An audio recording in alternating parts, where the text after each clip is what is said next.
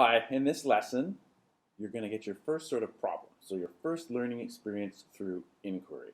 Before we start though, what I want to talk about are three fallacies. Now a fallacy is something that is can be a widely held belief that seems, sensible and authoritative, but it's actually false.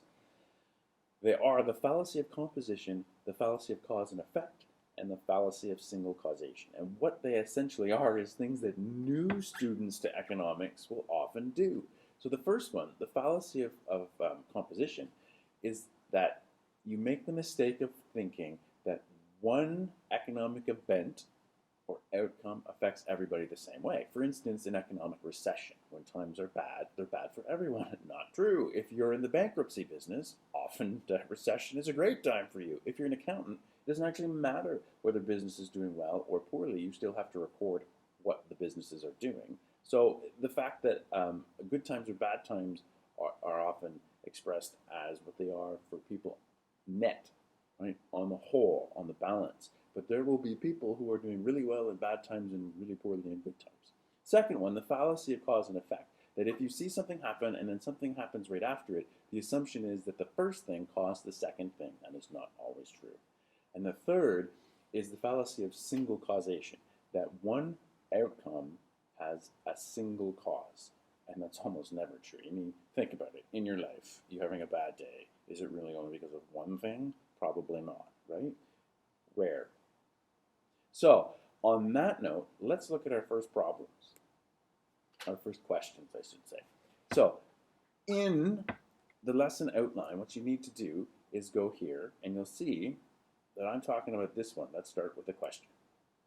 So, fundamental theories, concepts, fallacies, that's what we just talked about. You need this link, Gapminder World. And what you're going to do with it is you're going to use a really rich data set of some very big data for all the countries of the world. You need to take some time. So this is essentially like a class period. You're going to need to take some time, look at the data, change the data on the axes, and figure out what you can come up with as an answer to these three questions. One, does a nation's wealth have anything to do with the health of its people? Two, does that health improve with a nation's wealth at a constant and proportional rate? And third, is it equally economical and cost effective in all countries of the world and at all levels of spending? In other words, if you double your spending, do you double your health?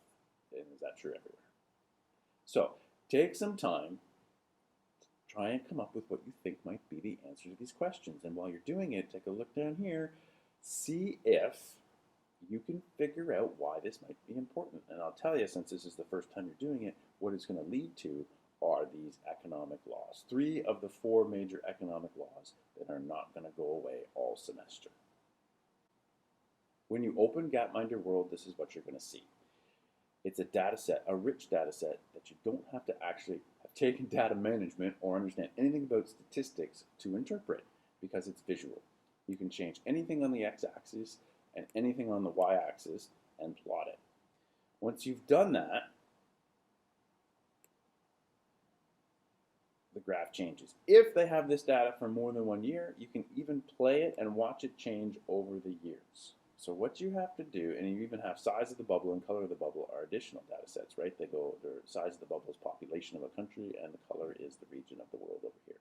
So take a look at the data set, try and answer those questions. You'll probably have to come up with something logical on your axes, and we'll see how you do.